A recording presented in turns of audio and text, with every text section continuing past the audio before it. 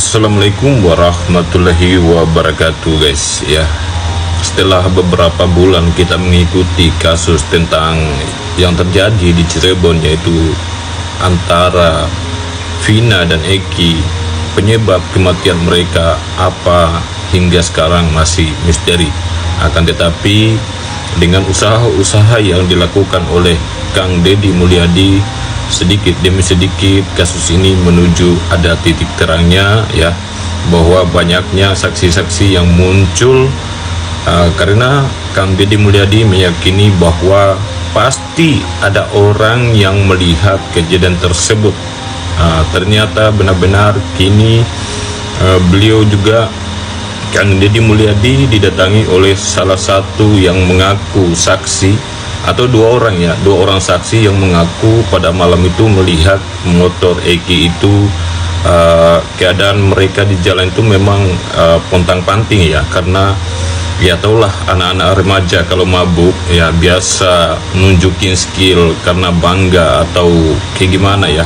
Jadi kita akan mendengarkan, jangan kemana-mana guys, kalian dengarkan dulu tentang percakapan antara Kang Deddy Mulyadi dan saksi tersebut. Oke, let's go.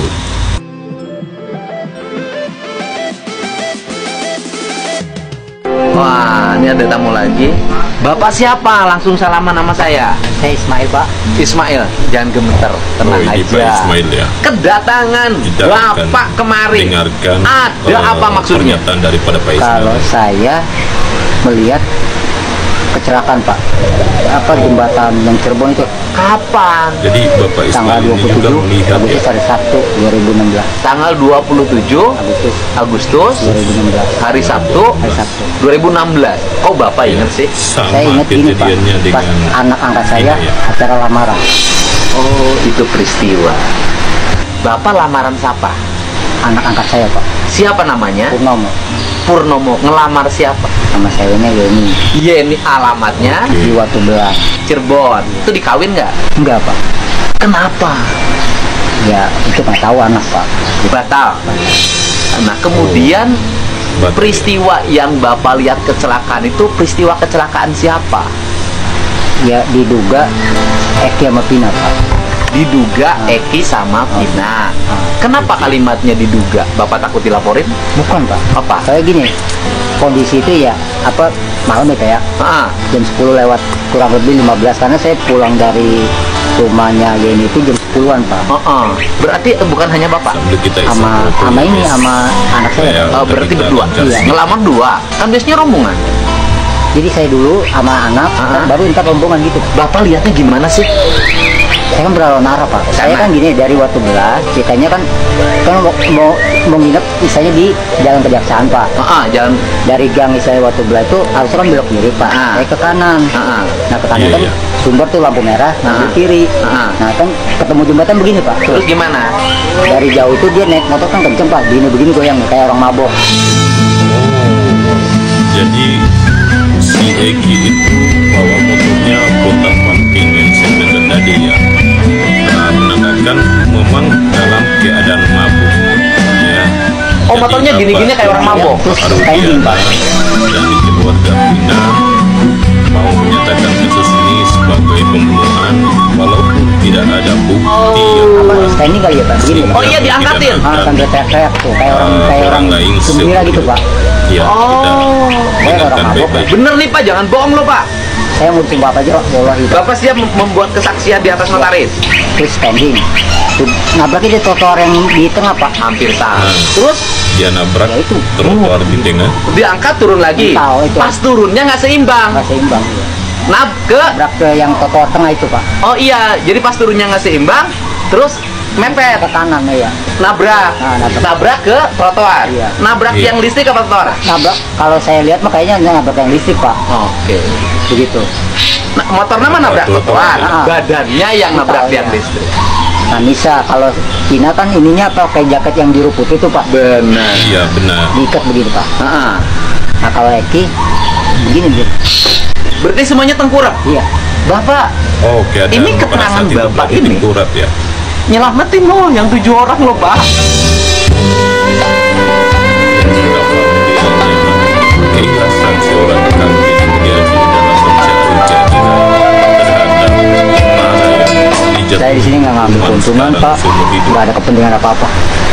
Saya nggak bela mana-mana, cuma insya Allah keterangan saya bisa. Dan bukan hanya Bapak, nanti saya ambil keterangan dari anak Bapak. Kan Bapak menyaksikannya berdua. Iya. Nah, Gitu loh. saya yakin lihat motornya warna biru fluorasin Pak, sama ada cat kuning tuh. Saya yakin. Iya benar. Benar. Itu motor Eki ya. Biru, telur asin, Iya. sama cat kuning. Kuning yang di Benar, atas benar. tek apa itu? Oh, Terus Itu helmnya adalah putih. motor yang putih dipakai merah. Eki. benar. Kok Bapak bisa ingat detil loh? Kan saya deket Pak sama trotoar tuh ngeliat itu juga. Enggak, peristiwa Jadi itu ini kok Bapak benar-benar sampai sekarang bisa ingat detil?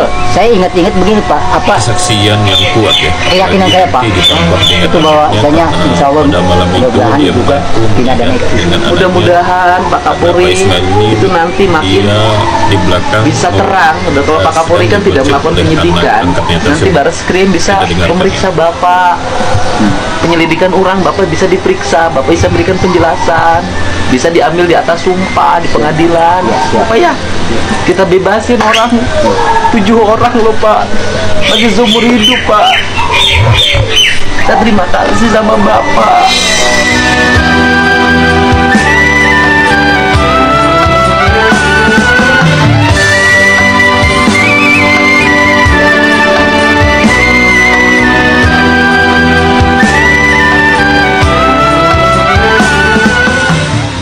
Jadi dari kesaksian Pak Ismail tadi saya bisa menyimpulkan bahwa benar-benar kematian antara Vina dan Eki itu adalah murni kecelakaan tunggal. Tidak ada, kalaupun pembunuhan akan tetap pembunuhan itu tidak adanya bukti yang kuat untuk menyatakan bahwa mereka dibunuh.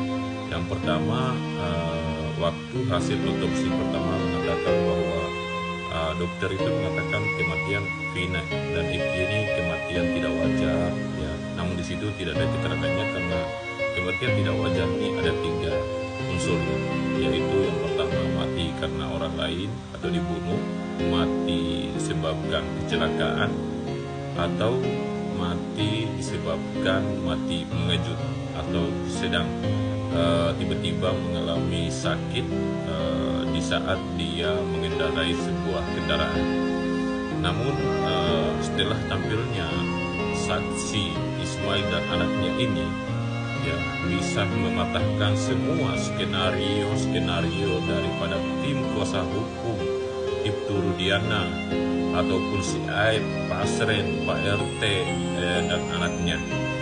Jadi buat kalian ya yang selama ini membuat skenario, khususnya si Aib, Ibtu Rudiana, Haris Papua yang sudah menyiksa para terpidana dan Gugun bersama Gugun menyiksa para terpidana dengan memberikan segelas air kencing terhadap para terpidana. Ingat ya Pak, karma itu pasti ada. Ini adalah salah satu balasan dari Allah Subhanahu wa Ta'ala, bahwa dan ini adalah doa-doa daripada orang tua yang teraniaya, terutama para ibu mereka.